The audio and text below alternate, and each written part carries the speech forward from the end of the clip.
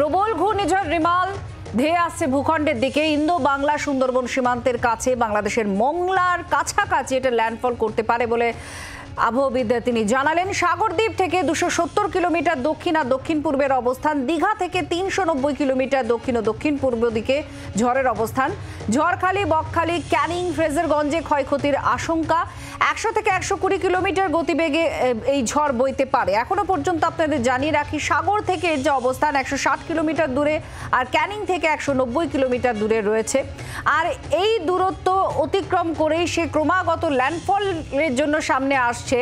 আমাদের সঙ্গে আবহাওয়া বিজ্ঞানীরা আছেন, তাদের সঙ্গে আমরা কথা বলবো। কিন্তু এর প্রভাব কি পড়তে পারে, কোথায় কোথায় পড়তে পারে, সেটাও এখন খুব গুরুত্ব সহকারে বারবার আমরা সামনে আনার চেষ্টা করছি, কারণ প্রশাসন তৎপর হয়ে রয়েছে।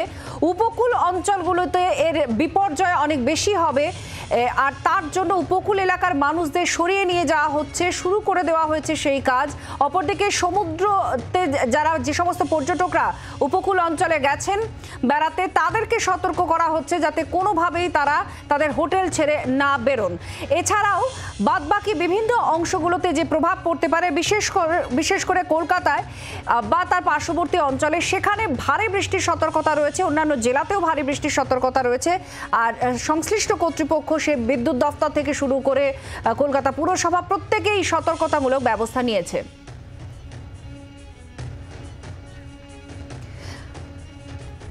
আমাদের সঙ্গে দুজন বিশিষ্ট আবহাওয়াবিদ, আবহাওয়া বিজ্ঞানী রয়েছেন, তাদের সঙ্গে একটু আমরা পরিচয় করিয়ে দেব। প্রথমেই আমার সঙ্গে রয়েছেন নিউজরুম থেকে প্রান্তিক বন্দ্যোপাধ্যায়, আপনাকে স্বাগত জানাচ্ছি আমাদের একটু সময় দেওয়ার জন্য। এবং আমাদের সঙ্গে রয়েছেন ডক্টর স্বাতী নন্দী চক্রবর্তী, বিশিষ্ট আবহাওয়া বিজ্ঞানী, তার সঙ্গেও আমরা কথা বলছি সকাল থেকে লাগাতার, তার সঙ্গেও কথা বলবো। প্রথমে প্রান্তিকবাবু, আপনাকে দিয়ে একটু শুরু করবো। আপনার হাতের কাছে একে অবস্থান যেটা বলা যায়, ইমেজটা রয়েছে, একটু স্যাটেলাইটের ইমেজ, একটু জানিয়ে দিন আমাদের যে কোথায় এর অবস্থান এখন রয়েছে, এই রিমাল কোথায় অবস্থান করছে? এই ম্যাপ অনুযায়ী যা দেখতে পাচ্ছি সেটা হচ্ছে এই হচ্ছে ভারত বাংলাদেশ বর্ডার। এই ভারত বাংলাদেশ বর্ডারের থেকে, মানে যেটা বললেন, দীঘা থেকে প্রায় 400 কিলোমিটার দূরে, এবং এর মোটামুটি যা গতিপথ, এটা হচ্ছে বাংলাদেশের মংলার দিকে। এই ধরনের সাইক্লোনিক ফরমেশনগুলো যদি আমরা একটু পিছিয়ে যাই, সেটা হচ্ছে যে যত এই বে অফ বেঙ্গলের যত ওশানের, মানে এই সমুদ্রের সারফেস টেম্পারেচার যত বাড়বে, তত এই ধরনের সাইক্লোনিক ফরমেশনগুলো বাড়ে। যে কারণে আমরা গ্লোবাল ওয়ার্মিংয়ের কারণেও হয়তো এই সারফেস টেম্পারেচার যত বাড়ছে, তত কিন্তু এই ধরনের সাইক্লোনিক ফরমেশনের ফ্রিকোয়েন্সি তত বাড়ছে। 90 দশকে আমাদের মনে থাকতে পারে ওড়িশার সুপার সাইক্লোন। ওই 90 দশকে তখন কিন্তু দশকে একটা করে এই ধরনের ভেরি সিভিয়ার বা এক্সট্রিম সিভিয়ার যে সাইক্লোনিক ফরমেশন হতো। এই মুহূর্তে, মানে গত কয়েক বছর যদি আমরা দেখি, তাহলে দেখবেন যে 2010 অনওয়ার্ডস অনেকগুলো এই ধরনের সাইক্লোনিক ফরমেশন হচ্ছে এই বে অফ বেঙ্গলে। আরেকটা বড় কারণ হচ্ছে বে অফ বেঙ্গল কিন্তু অনেক কম ডিপ এই অ্যারাবিয়ান সি থেকে, আরব সাগরের থেকে। বঙ্গোপসাগর এর গভীরতা অনেকটা কম, যে কারণে এই গরম হাওয়া অনেক সহজে বঙ্গোপসাগর কিন্তু গরম হয়ে যায়। যে কারণে কিন্তু এই সাইক্লোনিক ফরমেশনগুলো আরও বেশি হচ্ছে বে অফ বেঙ্গলে তুলনামূলকভাবে আরব সাগরে কিন্তু অনেক কম হচ্ছে।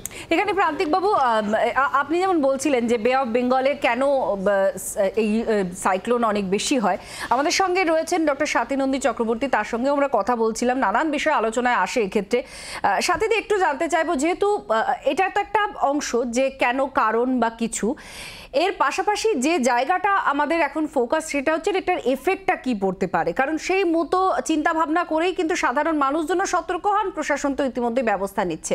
কোথায় কোথায় প্রবল ঝড় বৃষ্টি হবে আর কোথায় কোথায় প্রবল বৃষ্টি হতে পারে, একটু যদি বলেন আমাদের। হ্যাঁ, এই মুহূর্তে যে ঝড়ের আমাদের যে পরিস্থিতিটা আমরা দেখতে পাচ্ছি, যে এটা ক্রমাগত কিন্তু এর ল্যান্ডফলিং টাইমটার কাছাকাছি আমরা পৌঁছচ্ছি। সুতরাং আর যে বিষয়টা আমাদের আজকের জন্য ভীষণভাবে এফেক্ট করে যাবে, সেটা আমাদের যে জোয়ারের যে টাইমটা। কারণ আমরা যখন দেখি যে ল্যান্ডফলিং টাইমটা এই 11টার পরে কিন্তু আমাদের এই মোংলা অ্যান্ড সাগরদ্বীপের মাঝখানের একটা জায়গা, এবং তার সাথে সাথে যে সমুদ্রের এই সাইক্লোনিক বিহেভিয়ারগুলো আরও প্রকোপ থেকে প্রকোপতর হয় যদি জোয়ারের সাথে তার টাইমিংটা একসাথে পড়ে। এবং এটা কিন্তু আমাদের এই সাগরদ্বীপ এবং ঝাড়খালির যে সমস্ত জায়গাগুলো চিত্র আমরা সকাল থেকে দেখছি, যে জল ঢুকে ভেতরেতে একদম মানে অনেক জায়গায় কিন্তু ভাঙতে শুরু করেছে বাঁধগুলো। কারণ বেশিরভাগ জায়গায় বলেছেন যে আমরা সকাল থেকেই দেখছি, আমাদের প্রতিনিধিরাও প্রতিবেদন তুলে ধরছেন সেখান থেকে, যে ক্রমাগত যে নদী বাঁধ একটা বড় চিন্তার জায়গা, সেখান থেকে জল ঢুকতে শুরু করেছে। আর তার মধ্যেও সাথে যেটা উল্লেখ করলেন যে জোয়ারের সময়ও কিন্তু রাত 9টা থেকে, তাই একটা জোড়া ফলা দেখা যাবে, যার প্রভাব কিন্তু কলকাতাতেও দেখা যাবে, কারণ লক গেটগুলো এই সময় বন্ধ থাকছে। তো সেই জায়গায় দাঁড়িয়ে একটা প্রতিবেদন আমাদের প্রতিনিধি তুলে ধরেছেন কাকদ্বীপ থেকে। কি ছবি সেখানকার, অর্কদীপ তো আমাদের প্রতিনিধি তুলে ধরেছেন, সেই প্রতিবেদন দেখুন। ধেয়ে আসছে রিমাল, আর কিছুক্ষণ তারপরেই কিন্তু আজ রাত 11টা থেকে 1টার মধ্যে ল্যান্ডফল হতে চলেছে রিমালের। এই মুহূর্তে আমি দাঁড়িয়ে রয়েছি কাকদ্বীপ হারবারে। সেখানে রিমালের প্রভাব কিন্তু সকাল থেকেই যথেষ্ট লক্ষ্য করা যাচ্ছে। তুমুল বৃষ্টির সঙ্গে ঝড়, প্রবল ঝোড়ো হাওয়া একদম কাকদ্বীপকে প্রায় নিস্তব্ধ করে দিয়েছে। দোকানপাট বন্ধ, যে সমস্ত হোটেলগুলি রয়েছে সেখানেও কিন্তু কোনো বুকিং নেওয়া হচ্ছে না। কিন্তু তারপরেও এই হারবারে এখানে প্রচুর মানুষ এসছেন যারা এখানে নিত্য দিন কাজ করেন। কেউ কিন্তু মাছ ধরার কাজ একেবারেই বন্ধ, কারোর সমুদ্রে যাওয়া বারণ রয়েছে। যে নির্দেশিকা জারি রয়েছে সেগুলো তো সবাইকে মানতেই হচ্ছে, কিন্তু তারপরেও তারা এখানে যারা জাল বোনেন সেই জাল বোনার কাজ করছেন। এবং তাদের জিজ্ঞেস করতে তারা পরিষ্কার জানালেন যে তারা দিন আনেন দিন খান, মানে একদিন যদি তারা এই কাজটা না করেন পেটের ভাত জোগাড় হবে না। তাই এই তুমুল দুর্যোগকে উপেক্ষা করেও তারা আজকে তাদের প্রত্যেক দিনের কাজ তারা করছে এই বৃষ্টিতে, এই ঝড়ে। ক্যামেরায় বুবাইয়ের সাথে অর্কদীপ্ত, জি24 ঘন্টা, কাকদ্বীপ। প্রান্তিক বাবু, এখানে আপনার কাছে একটু জানতে চাইবো, আপনি পুরনো স্মৃতিগুলোর কথা বলছিলেন, আমফানের কথা বারবার মাথায় আসছে এক্ষেত্রে, একটু যদি বলেন যে এটা কি আমফানের মতোই এতটাই ভয়াবহ হবে, কি পরিস্থিতি হতে পারে? না, এই মুহূর্তে যা মনে হচ্ছে আমফানের মতন পরিস্থিতি হবে না, কারণ এটি যে ডিপ ডিপ্রেশন থেকে যখন সাইক্লোনিক ফরমেশন হয়েছে তারপর থেকে ল্যান্ডফল হওয়ার আগে অবধি যে ডিস্টেন্স ও কভার করছে তাতে করে আমফানের মতন সেই শক্তি পাওয়ার মতন ওর সময় থাকছে না। কাজে আমফানের মতন হয়তো হবে না, কিন্তু যে ভাইটাল পয়েন্ট এক্ষুনি আপনারা বললেন যে যদি জোয়ারের সঙ্গে এর সময় ওভারল্যাপ করে যায় তাহলে ঠিক যেমন সমুদ্র উপকূলবর্তী এরিয়াতে সেখানে স্টর্ম সার্জ যাকে বলে, যে জলোচ্ছ্বাস, সেটি যেমন ভয়ঙ্কর আকার নেবে, ঠিক তেমনই কলকাতায় লক গেট চালনা ক্ষেত্রেও কিন্তু সেই একই সমস্যা দেখা দেবে। অর্থাৎ এটা একটা সত্যি খুব মানে প্রশাসনের কাছে এটা একটা বড় চ্যালেঞ্জ, একদিকে জোয়ার এবং অপরদিকে এই জলোচ্ছ্বাস। আমাদের হিঙ্গলগঞ্জ থেকে আমাদের প্রতিনিধি একটি প্রতিবেদন তুলে ধরেছেন, সেখানকার পরিস্থিতি দেখুন। কি প্রবল হাওয়া, একেবারে নদীর পাড়ে দাঁড়িয়ে থাকা সম্ভব হচ্ছে না, এবং তার সঙ্গে সঙ্গে তীব্র বৃষ্টি। সকাল থেকেই হিঙ্গলগঞ্জের এই ইছামতির পাড়ে সমস্ত রকম ভেসেল পরিবহন এবং তার সঙ্গে সঙ্গে যাত্রী পরিবহন বন্ধ করার নির্দেশ দিয়েছিল প্রশাসন, কিন্তু বেলা গড়ালেও কিন্তু এখনও পর্যন্ত দেখা যাচ্ছে জীবনের সম্পূর্ণভাবে ঝুঁকি নিয়ে দুলদুলি থেকে এই হিঙ্গলগঞ্জের লেবুখালী পর্যন্ত এই ভেসেল যাত্রী পরিবহন এখনো পর্যন্ত কিন্তু চলছে। রীতিমতো জীবনের ঝুঁকি, ইছামতি নদী উত্তাল, সেই উত্তাল নদীর মধ্যে এই মুহূর্তে যাত্রী পরিবহন চলছে এবং যারা ঘাট মালিক রয়েছেন তারাও যথেষ্ট উদ্বেগে রয়েছেন, তার কারণ যে কোনো মুহূর্তে কিন্তু বিপদের আশঙ্কা থাকছে। সমস্ত রকমভাবে প্রশাসনের তরফ থেকে নিষেধাজ্ঞা জারি থাকলেও বিভিন্ন রকম রাজনৈতিক নেতাদের তাদের দাবি অনুযায়ী, এমনকি স্থানীয় মানুষের দাবি অনুযায়ী শেষ পর্যন্ত বেলা গড়ালেও কিন্তু এখনও পর্যন্ত যাত্রী পরিবহন এই হিঙ্গলগঞ্জ তাতে আমরা ইছামতি নদীতে দেখছি ঝুঁকি থাকছে সমস্ত রকমভাবেই, তা সত্ত্বেও কিন্তু এখনও পর্যন্ত পরিবহন জারি রয়েছে। জি24 ঘন্টার জন্য ক্যামেরায় শুভ্র ঘোষের সঙ্গে কমলাক্ষ ভট্টাচার্য, হিঙ্গলগঞ্জ। সাথীদি, জলোচ্ছ্বাসের কথা আপনারা বলছিলেন, এটা কতটা হতে পারে, কারণ ঝড়ের বেগ তো ভালোই বলা হচ্ছে। দেখো, এই মুহূর্তে কিন্তু আমরা দেখতে পাচ্ছি যে পার্শ্ববর্তী যে সমস্ত নদীগুলো আছে সেখানে সাংঘাতিকভাবে জলোচ্ছ্বাস দেখা যাচ্ছে। সেখানে প্রায় 17 ফুট ফুলে উঠছে, আমরা দেখতেও পাচ্ছি 17 ফুট এখনই জলোচ্ছ্বাস।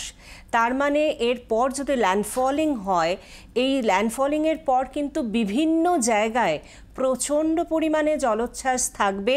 সেটা কিন্তু একটা এফেক্ট আমরা কলকাতার আশপাশ থেকেই অলরেডি বুঝতে পারছি, এবং কলকাতাতেও কিন্তু তার একটা এফেক্ট থাকবে, কারণ বিভিন্ন জায়গায় আজকে সুন্দরবনের আমি একটু আগেই যেটা বলছিলাম যে বেশ কিছু নদী আছে যে নদীগুলো কিন্তু অলরেডি ফুলে ফেপে আছে জল ঢুকে গিয়ে, এবং সেখান থেকে যে জল, যেটা আমরা সিল্টেশনস রেট বলি, সেই সিল্টেশনস রেটটা এতটাই কম যে সেখান থেকে জল বেরিয়ে আসতে পারছে না, এবং তার সাথে আর একটা ল্যান্ডফলিংয়ের খুব প্রকোপ থেকেই যাচ্ছে, কারণ এর মধ্যেই সেটা হবে।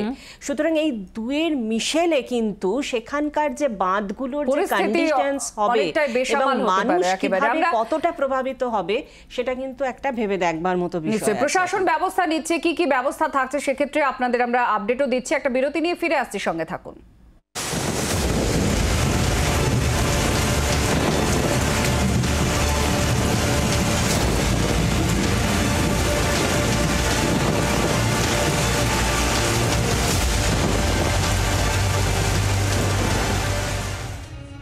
রিমাল ক্রমাগত এগিয়ে আসছে। ল্যান্ডফলের যে সম্ভাবনা জায়গা বলা হচ্ছে সেটা হচ্ছে মংলা, বাংলাদেশের মংলার কাছাকাছি হতে পারে এমনটাই বলা হচ্ছে, আর বেগ ক্রমাগত বাড়ছে। আমাদের সঙ্গে দুই আবহবিদ রয়েছেন, তাদের সঙ্গে আমরা কথা বলছি। প্রান্তিকবাবু, আপনার কাছে একটু জানতে চাইবো দাপট কতটা দেখাতে পারে?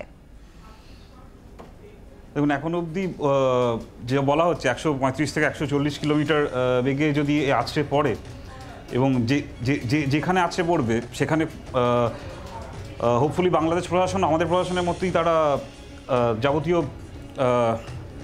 যে ডিজাস্টার ম্যানেজমেন্ট প্রোটোকল সেগুলো ফলো করছে। দাপট দেখাতে পারে বলতে অনেকটা ভেতরে এই সব ক্ষেত্রে যেটা হয়, ওই জলোচ্ছ্বাসের ফলে অনেকটা মানে আমাদের যে কোস্ট থেকে অনেকটা ভেতর অবধি জলোচ্ছ্বাসের জন্য প্রচুর যে ক্ষেত বা অন্যান্য এমনি আমাদের যে ফ্রেশ ওয়াটার পুকুর সেগুলো না নোনা জলগুলো ঢুকতে শুরু করবে, তাতে একটা ক্ষয়ক্ষতি, যেটা আমরা আয়লার সময়, আমফানের সময় শুনেছি। একটু সাথীদি, আপনার কাছে একটু জানতে চাইবো ক্ষতিটা কিরকম হতে পারে যদি এরকম দাপট ঝড়ের বেগ থাকে আর নোনা জল এরকম ঢুকতে থাকে, ক্ষতি কতটা হবে? খুব ছোট্ট করে একটু জানতে চাই। দেখো, এর আগেও আমরা যেমন দেখেছি এই ধরনের সাইক্লোনসগুলো যখন ঠিক চলে যায় তারপর ঠিক এর প্রভাবটা আমরা বুঝতে পারি, এবং ক্ষয়ক্ষতির পরিমাণ একমাত্র কমাতে পেরেছিল আগেরবার যে ম্যানগ্রোভস, কিন্তু ম্যানগ্রোভস যেহেতু আমাদের প্রচুর কমে গেছে, সেখানে ক্ষয়ক্ষতির পরিমাণ যে সমস্ত জায়গাগুলোর ওপর দিয়ে ঝড় বইছে, প্রচণ্ডভাবে ঝোড়ো হাওয়া বইছে, এবং বৃষ্টির জল যেখানে সাংঘাতিকভাবে আমরা এক্সপেক্ট করছি কলকাতা সহ বাকি এলাকাগুলো, সেখানে কিন্তু ক্ষয়ক্ষতি হবেই, এবং সেটাকে আটকানো এই মুহূর্তে মানুষদেরকে স্থানান্তরণ করা ছাড়া আর কোনো আমাদের কাছে কোনো উপায় নেই। সুতরাং ক্ষয়ক্ষতি এবারে হবেই, সেটাকে ধরে নেওয়াই যাচ্ছে, কারণ আমাদের ক্ষতি হবে, ভালো মতো দাপট দেখাবে থাকবেই।